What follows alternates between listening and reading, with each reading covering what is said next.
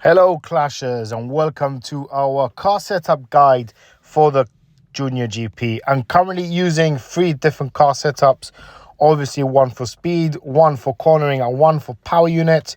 There will be some adjustments depending on the track that you do race in, and we're going to touch upon that really quickly.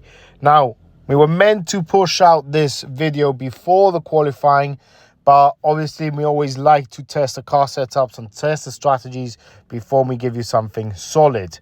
So we're going to commence with our speed setup that you want to be using for tracks that has a track start towards speed. So Supernova as our brakes. We have Slick Shift as our gearbox.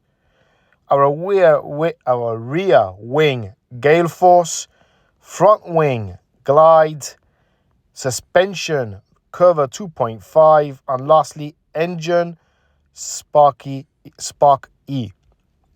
Please remember that there will be some assets with a 10% bonus or even more during the course of the events, so keep an eye out. And we've got one right here, and that is the engine of Mach 1 that has a 10% boost as it's indicated there in yellow. So we got Mach 1 as our engine, our suspension Curve 2.5 again, Glide as our front wing, Gale Force as our rear wing, the Beat as our gearbox, and Supernova as our brake pads.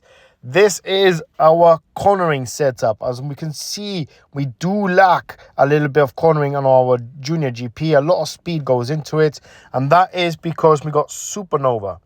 Your cornering asset here would be Stabilizer, but it has exactly the same cornering, and I'm losing too much qualifying, power unit, and a lot of speed, so we've gone with Supernova.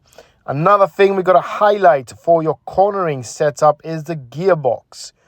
Going down to Slick Shift, we can lose 9 cornering and add 12 more points in qualifying. It is something really good. At the moment, I prefer a little bit more race pace because the tracks that are currently in the Imola GP favor a little bit more of the race pace. But that 12 points on cornering can go to tracks like Monaco, where you can find it really hard to overtake, and maybe qualifying that much higher makes all the difference. Again, player preference. If you want to qualify higher and have less race pace, you got to be probably a little bit more aggressive or whatever. Depends your play style. You can either choose Slick Shift or the Beat as your gearbox. Lastly, our power unit setup. We got Supernova once again as our brakes. Here we go. Slick Shift as our gearbox, providing a lot of power units and qualifying. Motion as our rear wing. Front wing, the dash. Equinox as our suspension. And lastly, Mach 1 with that 10% boost as our engine.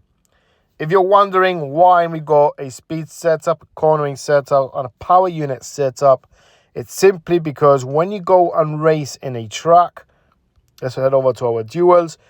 Let's say Shanghai, we got overtaking power unit. Here I would be using a power unit setup, but please, this relates to the GPs, not the series at the moment. Baku has a speed setup, and I believe, if you can see here, Brazil, Sao Paulo has a cornering setup.